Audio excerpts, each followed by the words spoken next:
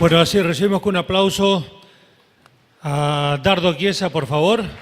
Esta va a ser la exposición final. Hola, bueno, mientras van preparando les voy diciendo más o menos qué vamos a tratar de mostrar y qué vamos a tratar de hacer. En realidad, desde el instituto, cuando tratamos de mostrar cómo está el mercado, cómo se comporta el mercado de la carne en la Argentina, cuáles son las perspectivas, lo que tratamos de hacer es darle herramientas a ustedes que todos los días van al campo y se preguntan: ¿estoy en el negocio correcto o no estoy en el negocio correcto? ¿Estoy haciendo patria o no estoy haciendo patria? ¿Me voy a fundir? ¿No me voy a fundir?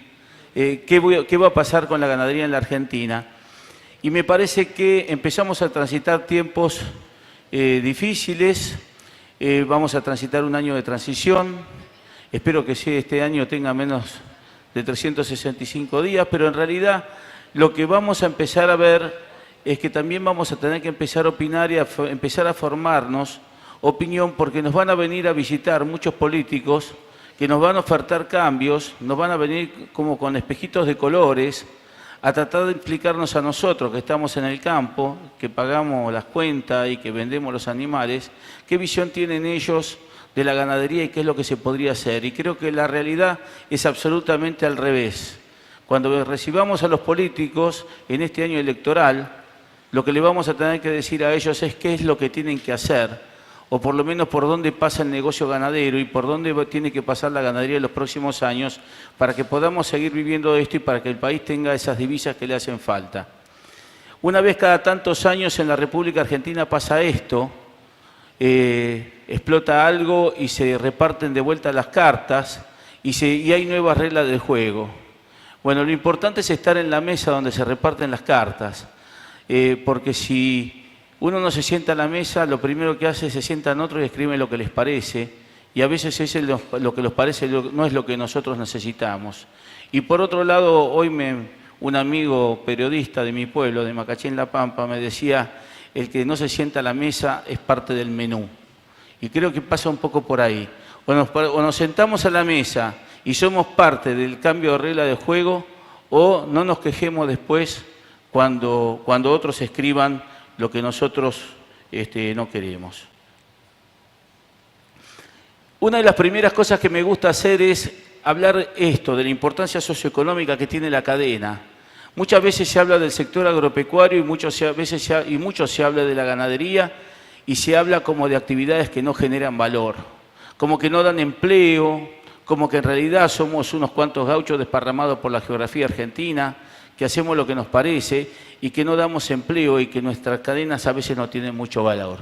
Sin embargo, fíjense que en el sector industrial, después de frutas y verduras, que ustedes saben que son producciones que requieren mucha gente, abajo viene carnes. Y está muy por encima de aceites y subproductos, de exportación de granos, de cuero y manufacturas, de lácteos. O sea que lo primero que tenemos que tener en cuenta es que somos realmente una cadena y que realmente esta cadena da valor y que esto lo tenemos que saber defender. Otro de estos gráficos que me gusta mostrar, esto lo hicimos con Roberto Bizán.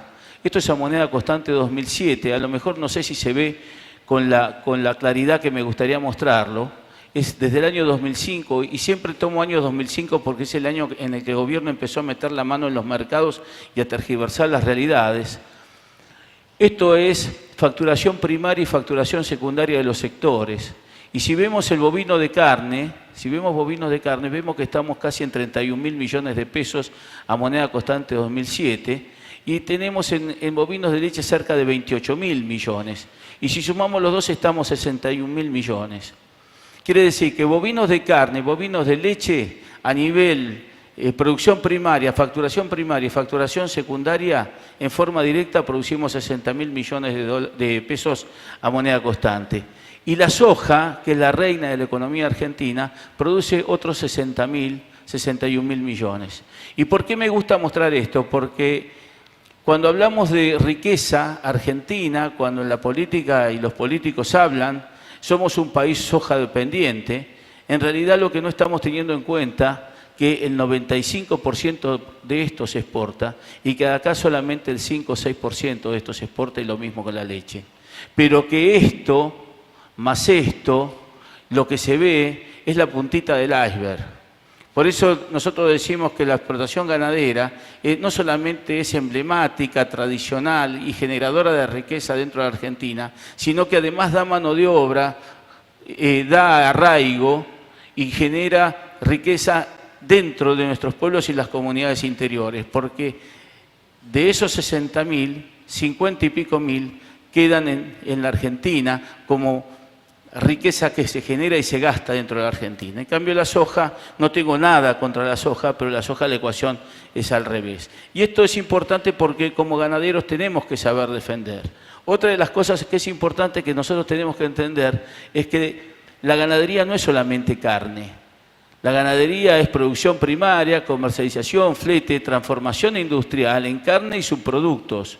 De esto sabemos bastante porque esto lo transcurrimos todos los días, pero hay un circuito comercial acá que históricamente se llamó el quinto cuarto y que ahora se llama la tercera media, que tiene mucho valor. Cuero, sangre, grasa, vísceras, menudencias. Hoy le estamos exportando a China vísceras y menudencias a $6.500 la tonelada. ¿Saben que son $6.500 la tonelada? El promedio del valor de cuota Hilton del año 2005. ¿Me escucharon? El promedio del valor de la cuota Hilton del año 2005.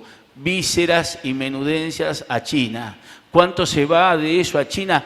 Todo. Nosotros no comemos de eso. Todo se va. Entonces cuando tenemos que defender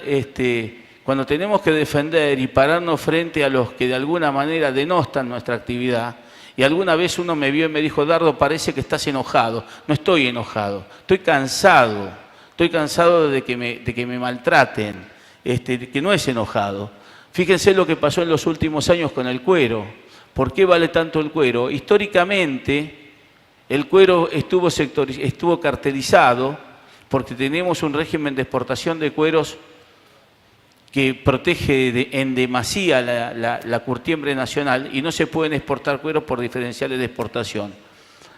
Sin embargo, en los últimos años esto subió. ¿Y qué fue lo que pasó? ¿Saben lo que pasó? Que los cueros son chicos, que seguimos faenando 13 millones de cabezas, pero los cueros son más chicos. Entonces falta cuero. Entonces ya no solamente falta cuero en el mundo, también falta cuero en la Argentina. Y estas cosas las tenemos que saber. Yo siempre digo que hay un axioma que dice que nadie defiende lo que no conoce. Y está en nosotros juntarnos, ponernos de acuerdo, defender las cosas y también hacerlas conocer. Por esto en esta primera parte, a modo de introducción, me gusta hablar de la importancia que tiene la cadena de la carne, porque no es algo que está ahí nada más. Fíjense ustedes en el año 2006, cuando a una persona que ya no está entre nosotros se le ocurrió cerrar las exportaciones, dijo, por $1.000 millones en el PBI cierro las exportaciones que se pudran. Esto es verídico.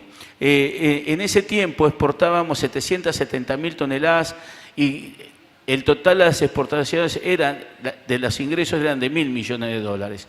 Hoy con 190.000 toneladas exportamos por $1.300 millones. Si nosotros exportáramos las 770.000 que exportáramos en el 2005, estaríamos hablando de casi $10.000 millones. Ustedes saben lo que pasó ayer. Hoy es muy difícil pararse acá delante de ustedes y contarles qué va a pasar con la carne, porque en realidad no sabemos qué va a pasar con la plata hoy. Pero yo sí sé que si entraran 8.000 millones o 9.000 millones más de divisas a la Argentina por cualquier sector, las cuentas del país serían absolutamente distintas. Y tendríamos más hacienda y tendríamos más de 160 empresas frigoríficas que están cerradas, las tendríamos abiertas y esto es la verdad. ¿Y qué va a pasar con la carne? ¿Qué pasa con la carne? Porque en realidad lo que tenemos que evaluar es qué está pasando fuera de Argentina y qué va a pasar en la Argentina para ver si estamos bien en lo que estamos haciendo para cuando empiece a cambiar algo en la Argentina. Y lo que va a pasar es esto. En el mundo no hay posibilidades de producir más carne porque los ambientes no dan para producir más carne. Hay 3 o 4 problemas que condicionan la producción de carne de vaca y de oveja. Sí puede crecer cerdos y ovinos y aves, pero no rumiantes. ¿Y por qué? El primero es por el calentamiento global. Estos son animales que están signados de producir efecto invernadero. ¿Es verdad? ¿No es verdad? En realidad lo estamos discutiendo. Pero la verdad es que hay un informe de la ONU que dice que el 30% de las emisiones de gases vienen de los vacunos. Y este es un tema que hace que en las legislaciones de los países desarrollados se vea con tremendo detenimiento y entonces se empiezan a desincentivar este tipo de producciones. El segundo es el uso del agua potable. Un animal bovino para llevar un bife a la mesa, 1 kilo de carne en la mesa, requiere 100.000 litros de agua potable. Ustedes saben que el elemento más escaso en la tierra hoy es el agua potable, y volvemos al tema de las legislaciones. Hoy se ve muy bien a ver en qué ambientes se puede desarrollar este tipo de producciones. El tercero es el tema de los inviernos rigurosos. No hay energía, la energía es cara y es para calefaccionar la gente. Ya no se usa prácticamente energía para calefaccionar los rodeos. Ejemplo de esto, Rusia. Rusia, después de la perestroika, dijo la calefacción es para la gente, no calefaccionamos más establos, y perdieron nada más ni nada menos que 36 millones de cabezas. Si nosotros decimos, bueno, a ver, ¿dónde no hay inviernos rigurosos? ¿Dónde hay agua potable? ¿Dónde no tenemos problema de efecto invernadero? Estamos en el Mercosur, que además tenemos un rodeo de más de 300 millones de cabezas, y dentro del Mercosur, Argentina y Brasil son los dos países que tienen potencial de crecimiento. Uruguay y Paraguay han caído ya en una meseta, ya no pueden producir mucho más. Lo mismo está pasando con otros países, con nuestros países competidores. A ver qué pasó.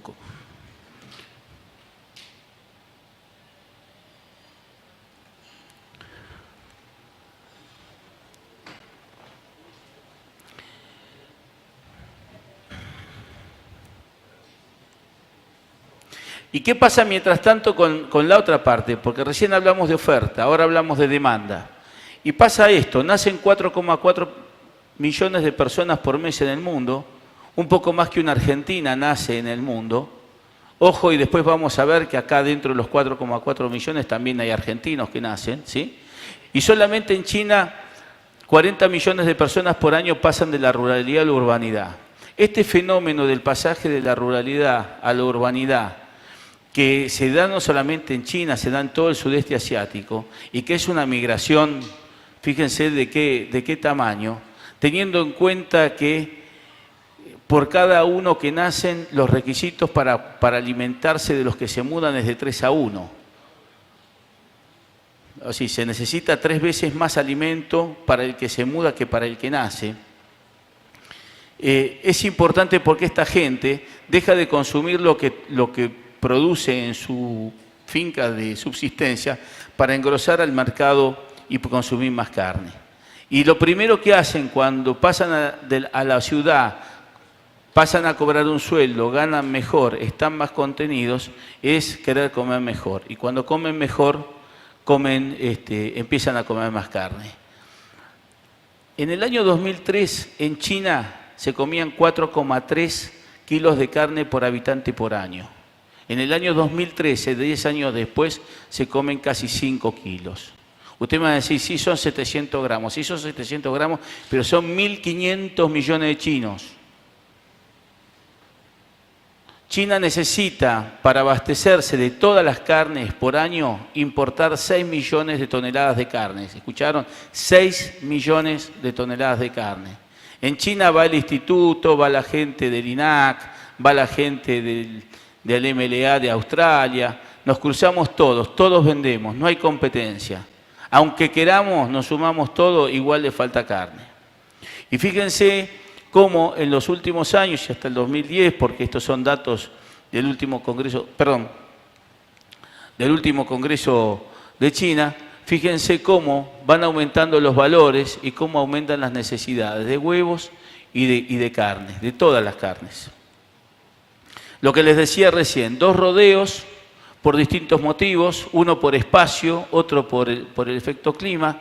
Fíjense cómo era el rodeo de Rusia en el 92 y cómo es el rodeo de Rusia en el 2012.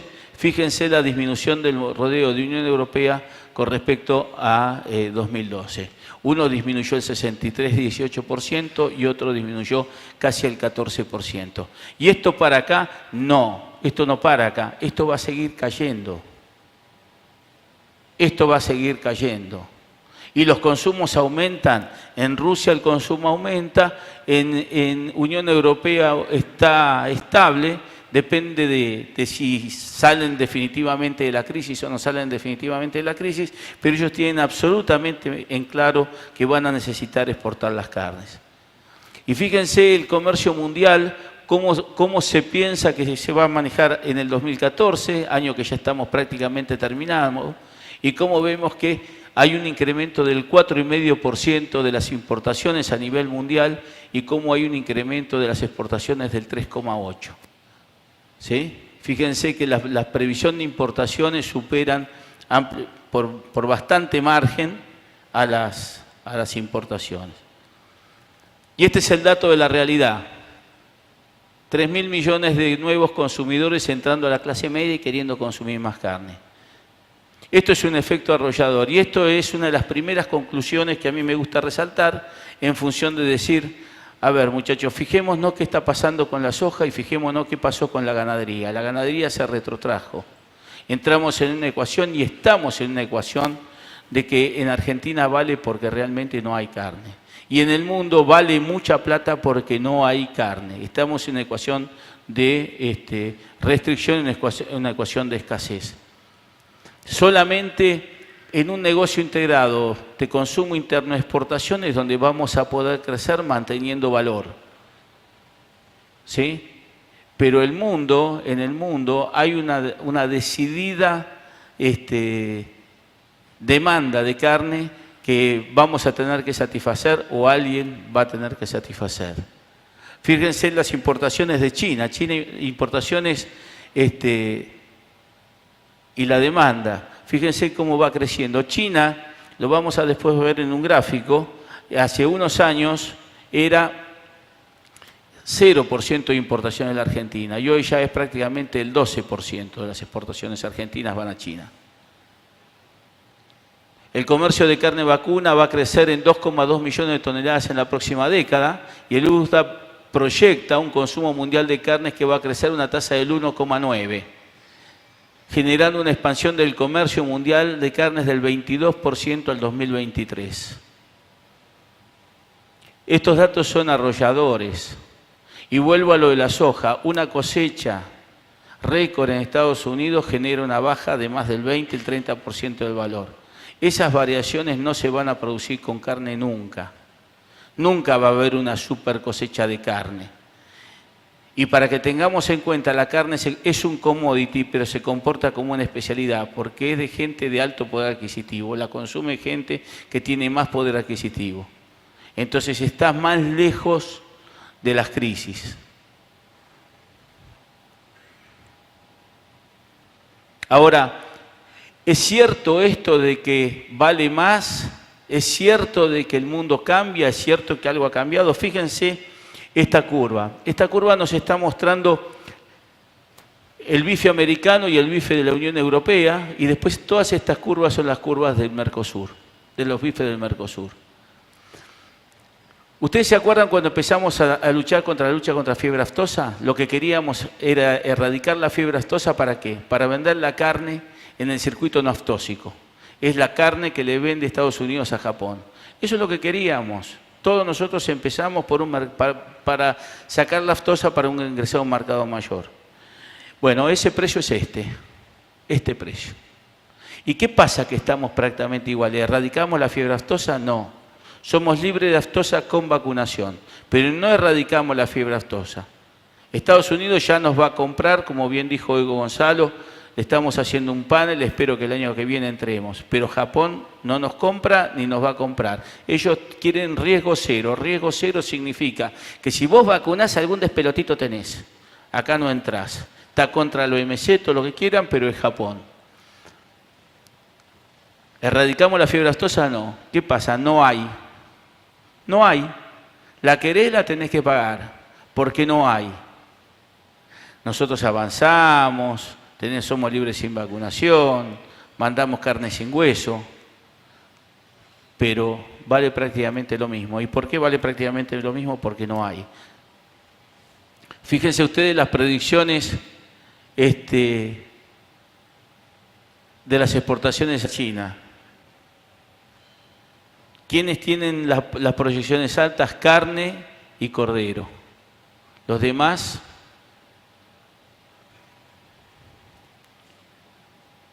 pueden esperar.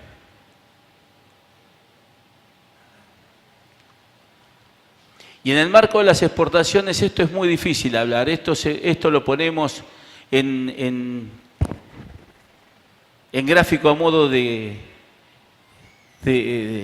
ayuda a memoria, pero seguimos teniendo los mismos destinos que teníamos, como Alemania, Unión Europea. Es fuerte Chile, al mercado de Chile volvimos, Rusia, China, Israel. Y tenemos problemas como el incumplimiento de la cuota Hilton, del cual después vamos a hablar. No es fácil y es un problema para el productor de novillo a pasto, el hecho de que hacer un novillo pesado a pasto sea un problema después venderlo y exportarlo. Las carnes procesadas siguen cayendo. ¿Y por qué caen las carnes procesadas? Las carnes procesadas caen porque el termoprocesado es la vaca de refugo, la vaca de conserva, que en vez de ir como trimming a Rusia o a China, va termoprocesada a Estados Unidos. Y la verdad que no hay de esa categoría y no dan los precios.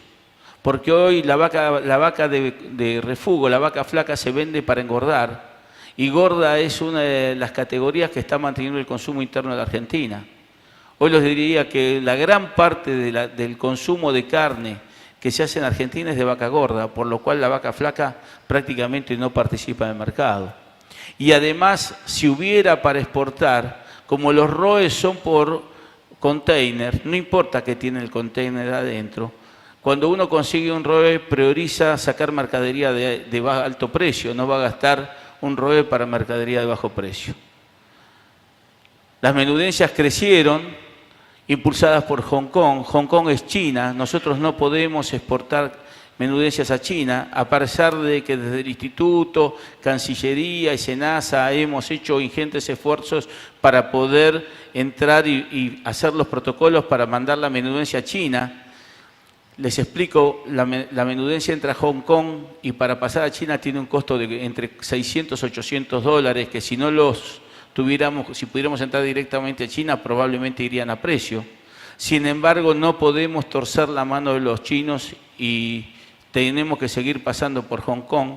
Hay quien dice que los varones de la menudencia están en Hong Kong y que nunca van a dejar pasar la menudencia a China en forma directa, pero de todas maneras China presiona tanto que prácticamente toda la menudencia va por ahí. China se lleva las menudencias, se lleva garrón y brazuelo a precios altos. Apertura de la 481 para la Unión Europea y la posible entrada de Estados Unidos. De la 481 voy a hablar después.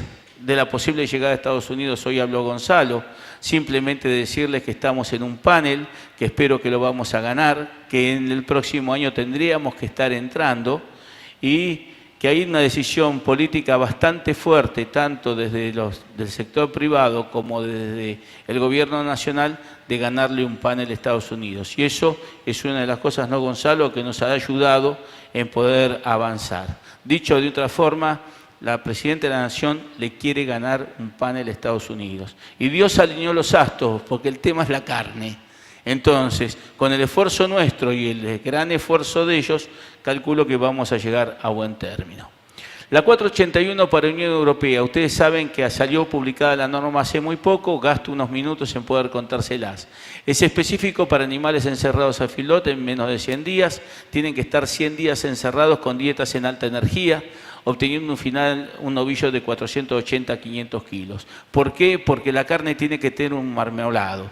Esta cuota que se le da en compensación a Estados Unidos para no tergiversar las normas del libre comercio, se hace erga omnis. Quiere decir que es una cuota que se le dio a Estados Unidos, pero para que no sea una desviación del comercio, la Organización Mundial, la Unión Europea tuvo que hacerla para que la puedan transitar todos. Todos siempre y cuando bailen la música que pone Estados Unidos. La música, el sistema de producción, certificación de calidad, tipificación a la manera americana. Cosa que nosotros no hacíamos y lo tuvimos que implementar. Posibilidad de introducir carne al mercado europeo libre de aranceles. Esto paga 0 de aranceles, mientras la cuota Hilton paga el 20%. El negocio se traslada a toda la cadena productiva, desde el exportador hasta el productor mismo. ¿Por qué? Porque acá aparece la recría, y la recría en serio, porque nadie va a llevar un ternero de 160, 170 kilos a 500 kilos de feedlot. Tienen que llevarlo por lo menos a 380, 400 a pasto para después meterlo. Modelo australiano. Australia lo lleva más arriba todavía. Licencias por 6.700 toneladas que no son satisfechas por Estados Unidos, eso es lo que está quedando más o menos sin cubrir. Ni Canadá, ni Estados Unidos, Uruguay, Australia y Nueva Zelanda son los que participan. Se estima que los primeros encierres se darán en septiembre, justamente es lo que está pasando ahora a fines de septiembre, 1 de octubre. Primeros embarques en los primeros meses de 2015. Se pueden exportar los 18 cortes, esto tiene una diferenciación importante con la Hilton, que van 4 a 7 cortes. Acá se pueden exportar los 18 cortes, exceptuando el parrillero que siempre queda acá, con precios de entre 9 y 10 mil dólares a tonelada. Los cortes suelen valer entre un 10 y un 15% más que el novillo Hilton, cotizando hoy unos 2,14 kilos vivos. ¿Por qué no llegamos a los 15, 18 mil kilos que sí tiene la Hilton? Porque la Hilton entra en 4 por cortes. Cuando uno pondera el precio entre todos los 18 cortes que pueden vender, el valor promedio baja a esos valores. Pero ¿qué ventajas adicionales tiene esta cuota y qué desafíos tiene? Bueno, la primera ventaja que tiene es que no es una cuota país. Es una cuota asignada, el negocio, acá no hay una Secretaría de Agricultura, Ganadería y Pesca de la Nación asignando cuota a los frigoríficos. Acá se pone de acuerdo el frigorífico A con el exportador B, con el importador C de la Unión Europea y deciden el negocio y va, y fluye. Y el otro tema es el tema de los aranceles. ¿Y cuáles son los desafíos? Bueno, un desafío que viene de la instrumentación de la normativa por Unión Europea es que esta cuota se divide son 48.000 toneladas que se dividen en 4 cuotas trimestrales. Y el concepto es de primero llegado, primero servido. Puede ser que yo cargue un contingente, supónganse hoy, y cuando llegue el mes que viene, el cupo para el trimestre ya está cumplido y mi container tenga que esperar a que se abra el contingente del trimestre siguiente. Ese es un vacío legal que le pega a todos, especialmente a nosotros y a Uruguay, porque somos los que estamos más lejos. Somos los que tenemos 23, 24 días de barco para llegar a Europa. Este es un tema que, bueno, en la metodología va a haber y en el andar va a haber que ir aprendiendo y a ver teniendo información, a ver si conviene despachar y cuándo conviene producir. Y el otro gran tema lo tenemos acá. Si yo voy a hacer un novillo de 500 kilos engordado a grano y después al señor Augusto Costa o quien esté en la Secretaría de Comercio Interior se le ocurre no darme el ROE, esto se lo mando a mercado interno, no vale nada. No se lo come nadie, me lo tengo que comer yo. Entonces, eso es el primer obstáculo que tiene y lo que hay que resolver. En algunas conversaciones privadas que hemos tenido con la gente de Agricultura, le hemos pedido, o la gente de los filoteros le ha pedido que por favor intervenga para hacer un ROE automático, y yo le dije, me parece extraordinario el tema del ROE automático para la 481, pero también quiero para la Hilton, porque el novillo Hilton también es pesado y es hecho a pasto. Y necesita también un ROE automático, porque de hecho nos ha pasado que hasta nos han bajado containers de los barcos con Hilton, y eso no puede pasar. Estas son las cosas que tenemos que resolver todavía acá. ¿Cuáles son las exportaciones? La participación por volumen, no por valores. Fíjense que Rusia es importante. En Chile hemos vuelto a estar presente. A Chile le mandamos la media sin el ramp. República Federal de Alemania, esto es prácticamente Unión Europea, porque entra por los puertos de Alemania y Holanda, la carne, las estadísticas vienen de acá. Israel es la integración, porque con Israel tenemos 30.000 toneladas en una cuota país, Israel se lleva el delantero, o sea que la mejor integración es el trasero a Unión Europea, delantero a Israel, y el parrillero queda los asados en Argentina. Países Bajos es Unión Europea, es Holanda, y la República Popular China, que como les decía recién, tiene el 12% de las exportaciones y va en crecimiento. Yo estuve en China en el mes de julio y después vino el presidente chino a la Argentina, nos piden por favor que le mandemos más carne. Ellos están llevando garrón y brazuelo. Garrón y brazuelo, $5.200 la tonelada. Garrón y brazuelo, $5.200 la tonelada. Compiten con Rusia, pero quieren más. La única forma que le podamos vender más es que tengamos más plantas habilitadas.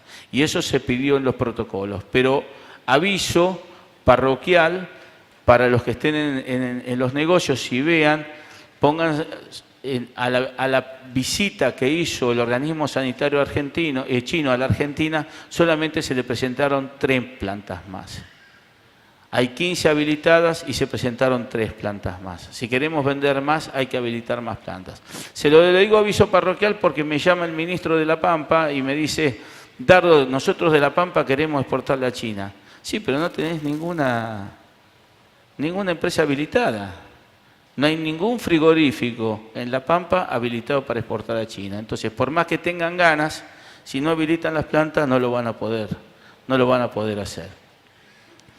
La Hilton, cantidad de frigoríficos, esto es un tema por demás complicado. Este es el ejemplo de la destrucción del valor de la cadena de ganados y carnes en la República Argentina. Del incumplimiento de la Hilton, de todo lo que no hemos incumplido, prácticamente hemos perdido de vender una cuota Hilton. Para que tengan una idea, el diferencial de precio entre Hilton y no Hilton es de más o menos $3.000 la tonelada. O sea que tendríamos que multiplicar 3.000 por 32 o 33.000 toneladas que no hemos cumplido. Y sobre eso el 15% es lo que el gobierno no obtuvo de retenciones.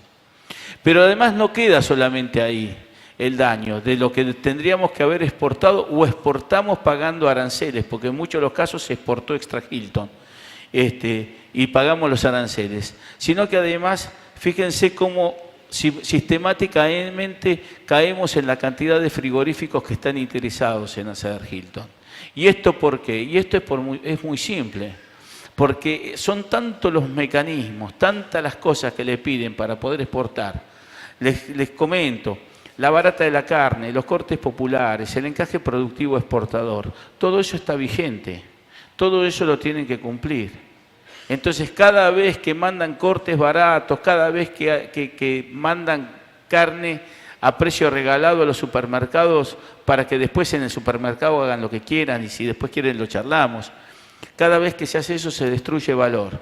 Entonces cada vez hay menos empresas que están dispuestas a ir ahí. Por otro lado, esta gente, cualquier frigorífico que quiere exportar, tiene que poner la plata de las retenciones antes de hacer el negocio.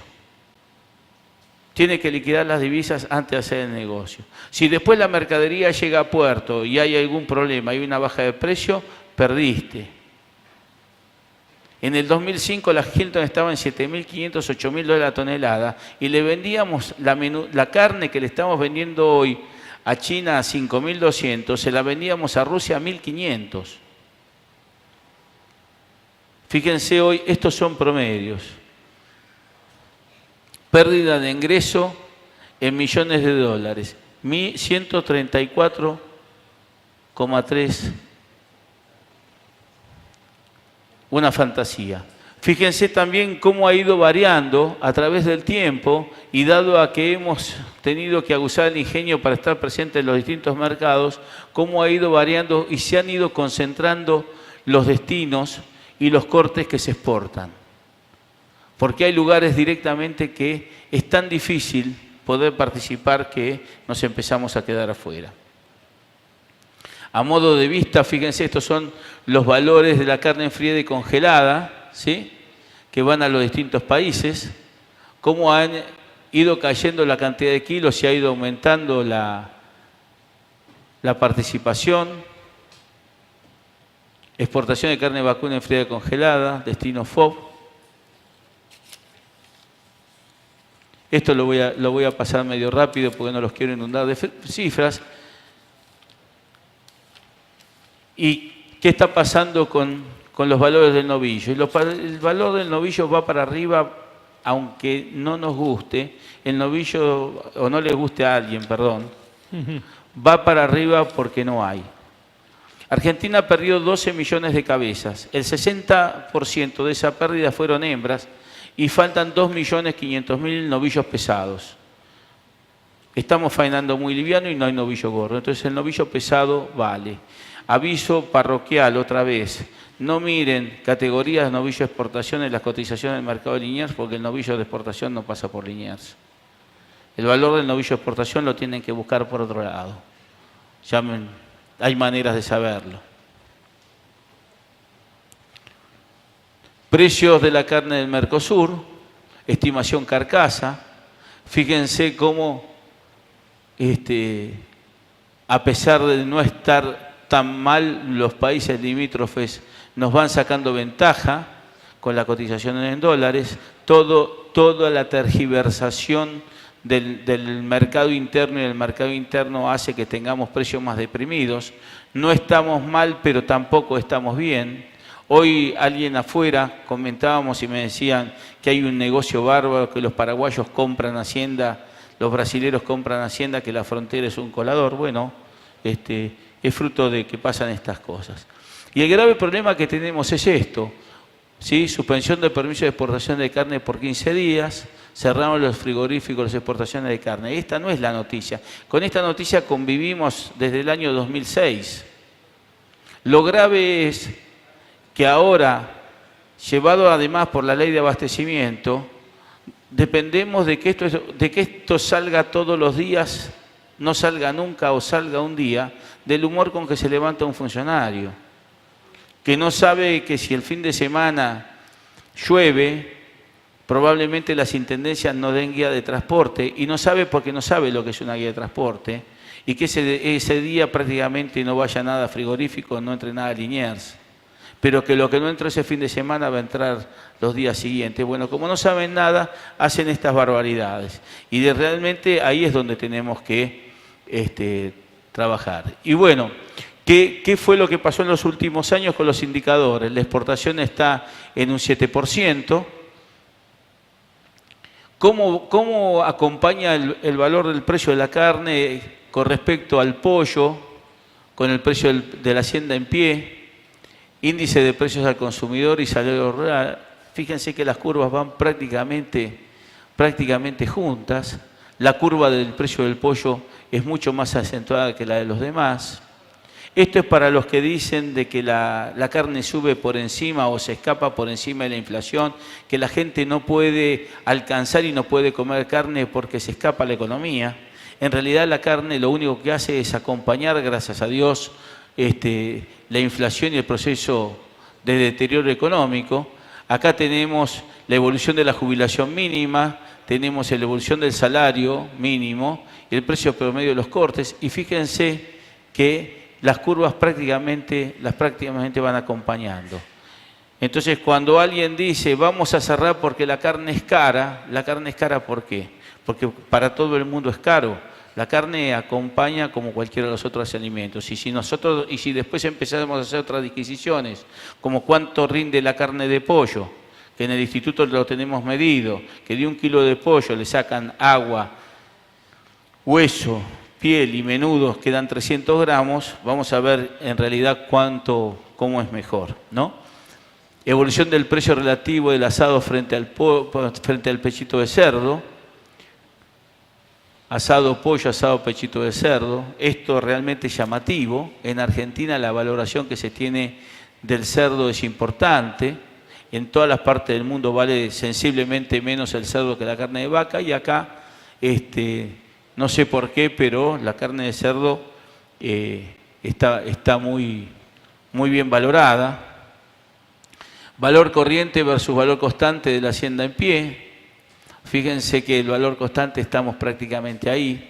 Para aquellos cuando vemos 19, 20 pesos el kilo de carne, no se creen que estemos tocando el cielo con las manos. Estamos acompañando un proceso de inflación y nada más. Hemos tenido valores, es decir, hemos tenido más poder adquisitivo con nuestra hacienda de lo que tenemos ahora.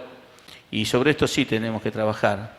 La producción de carne, bueno, cayó en los años que cayó y ahora estamos subiendo. No es nada halagüeño, la faena es errática, estamos recuperando niveles de faena.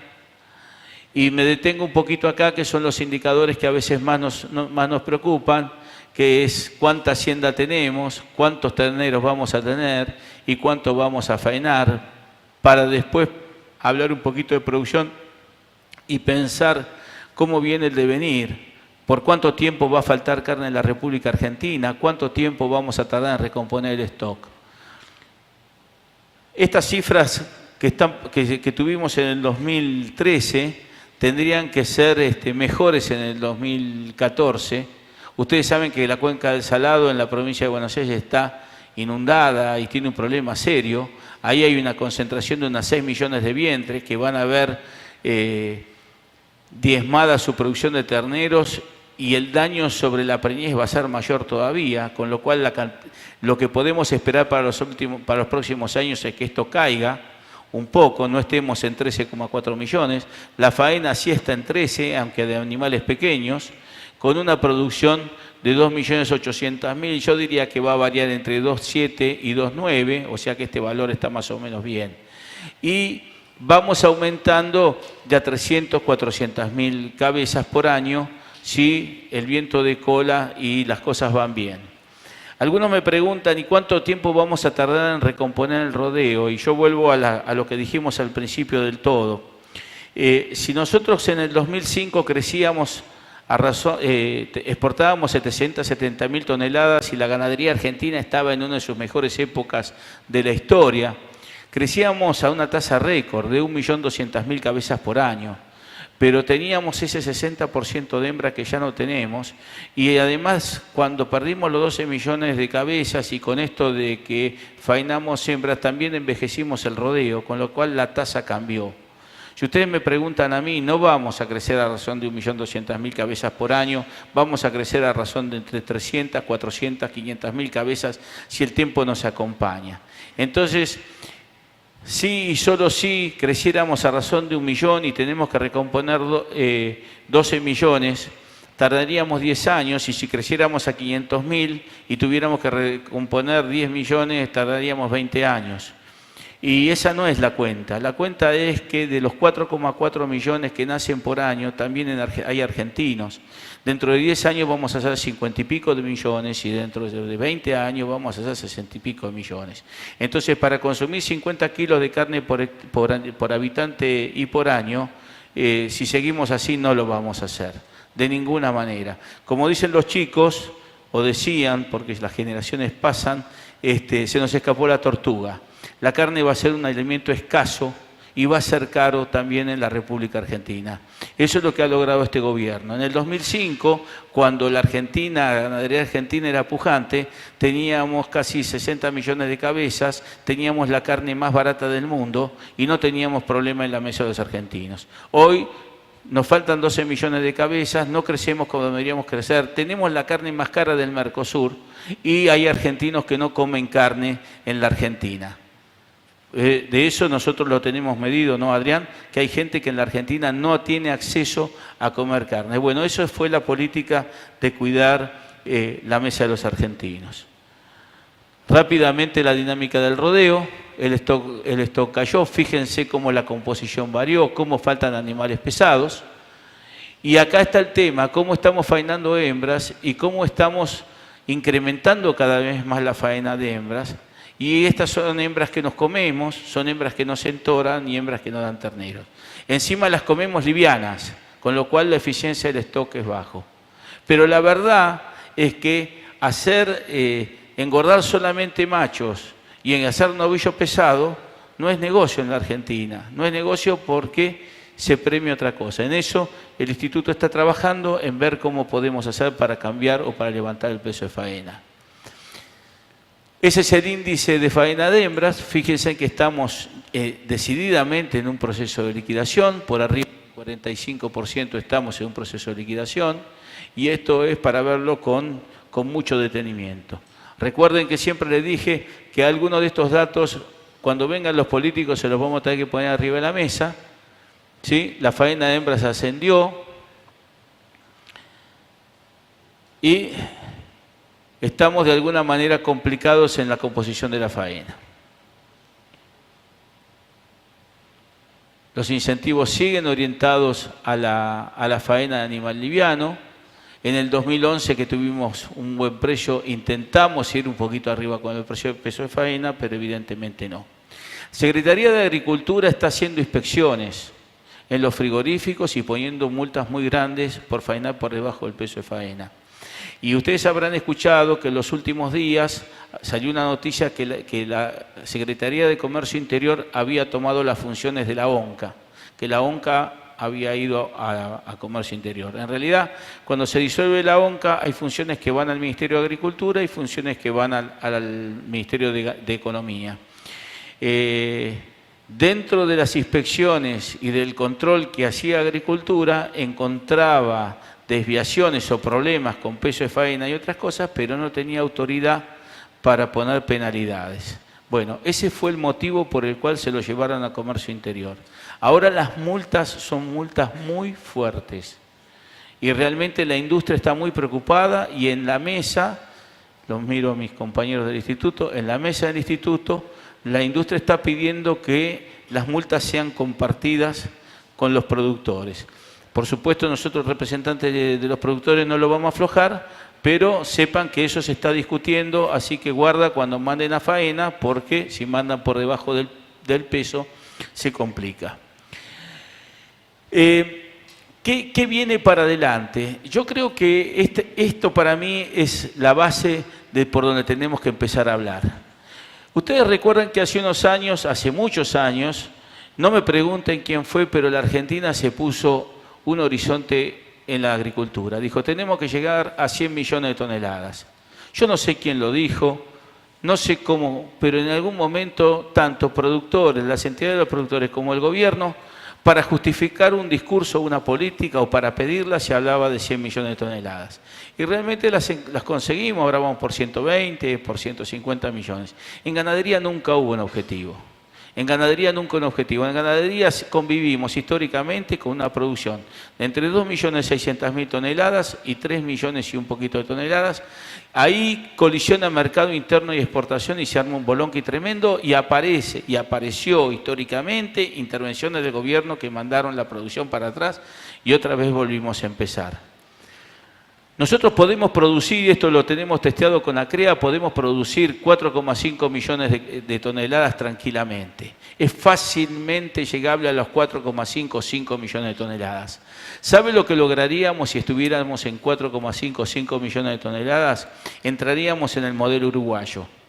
A ustedes, todos hablamos, ustedes y nosotros hablamos del modelo uruguayo, de que Uruguay con mucho menos hacienda exporta más que nosotros, y es cierto. ¿Saben cuál es el modelo uruguayo? El modelo uruguayo son 3 millones de habitantes, 12 millones de cabezas.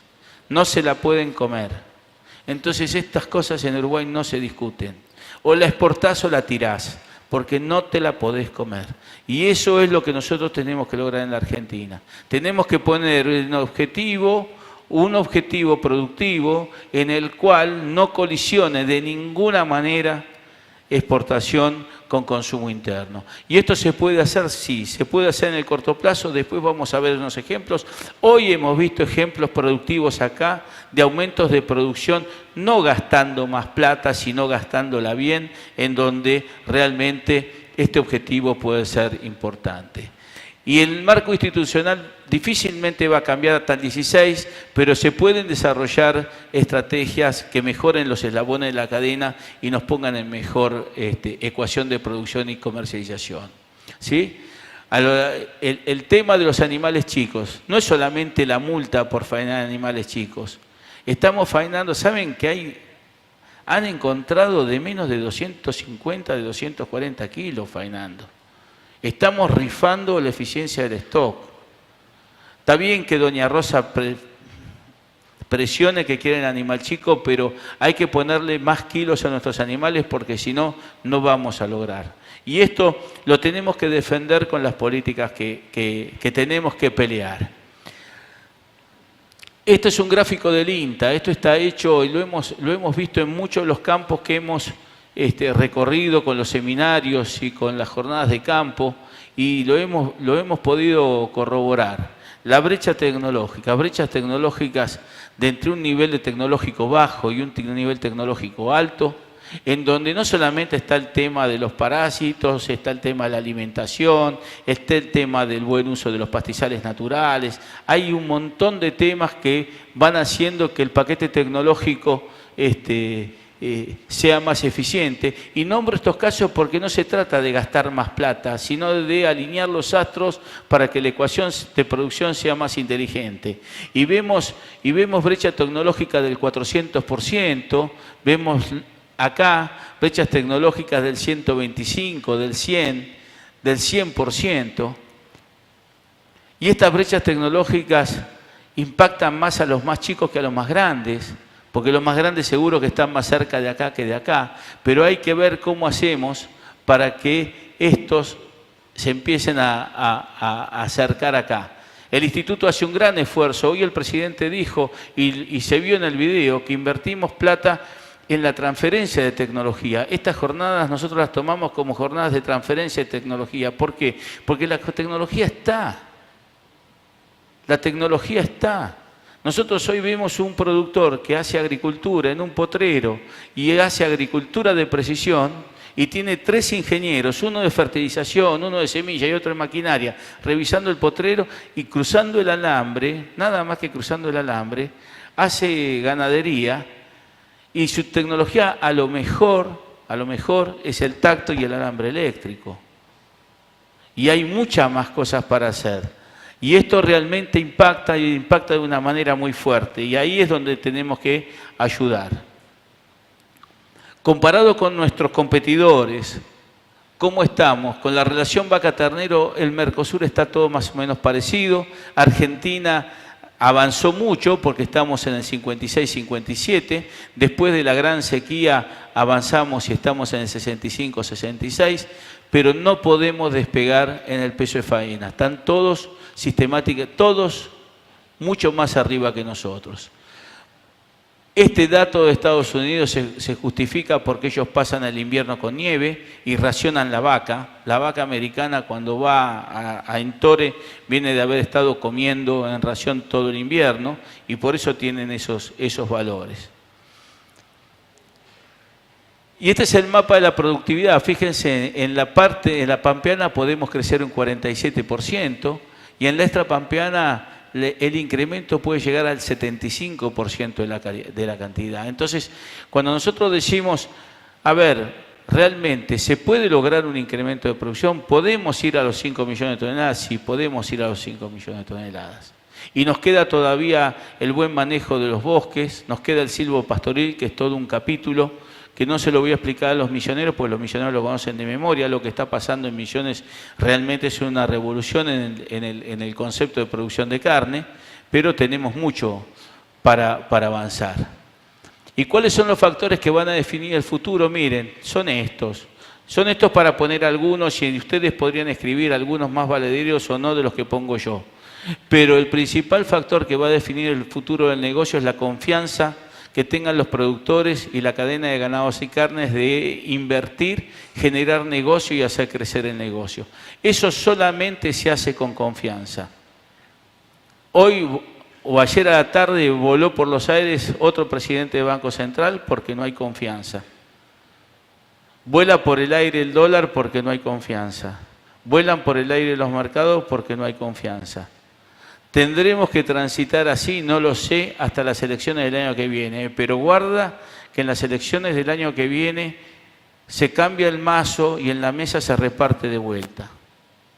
Entonces, como decía mi amigo hoy afuera, o nos sentamos en la mesa o somos menú. Eso significa, muchachos, que hay que participar.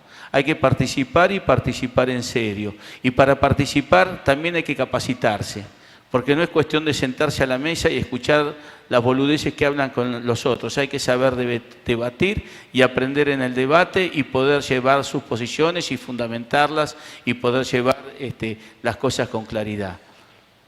Entonces, si nosotros queremos, y esto va más allá de lo que pueda decir el Instituto de Promoción de Carne, esto se lo dice Dardo como dirigente de CRA y de Carvab, muchachos, el futuro de la ganadería argentina, el futuro de la agricultura y el futuro de todos nosotros que vivimos del campo depende de cómo encaremos estos meses preelectorales y cómo podemos influir en los candidatos, sean del partido que sean.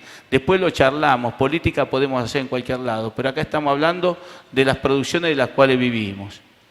Y les vuelvo a decir, o participamos y armamos las reglas, o de las reglas las van a armar otros y no nos va a gustar. Una vez vino Moreno a Carvab y le dieron como en la guerra y uno se levantó y le dijo, lo que pasa es que acá no hay política agropecuaria. Y Moreno agarró el micrófono y le dijo, no, vos estás equivocado, hay política agropecuaria. Lo que pasa es que a vos no te gusta, pero la política agropecuaria es eso. Así de nefasto es lo que nos está pasando. Entonces, muchachos, a pensar, a estudiar, a laburar y a participar. Gracias. Hay una pregunta que tiene que ver con lo que hablabas al final. Y ahondar un poco, ¿qué crees que va a pasar con el cambio de gobierno? ¿Vamos a poder exportar? Todos los candidatos que no son oficialismo, están todos hablando de una apertura fuerte del mercado. Algunos avanzaron en decir que van a sacar las retenciones, otros dicen que van a rever las retenciones, pero que va a haber más libertad de comercio lo dicen todos. Ante el mismo Scioli, que puede llegar a ser el candidato del kirchnerismo, en esto también se diferencia del resto del coso. Yo la verdad que no le creo ni nada, pero bueno, a un tipo que votó la ley o mandó votar la ley de abastecimiento no le puedo creer que va a traer libertad de comercio. Pero todos el discurso es ese. Ahora, no se agota esto en que digan que van a sacar las retenciones o que quieren que la Argentina esté mejor insertada en el contexto mundial. Hay que ponerlo en papel y lápiz y creo que uno de los trabajos que tendríamos que hacer es generar que se pongan de acuerdo y si van a generar algunas políticas de Estado, que suba quien suba, eso es lo que están diciendo, las van a llevar adelante. Nuestro temita tendría que estar en el papel. Gracias, el aplauso entonces para Dardo.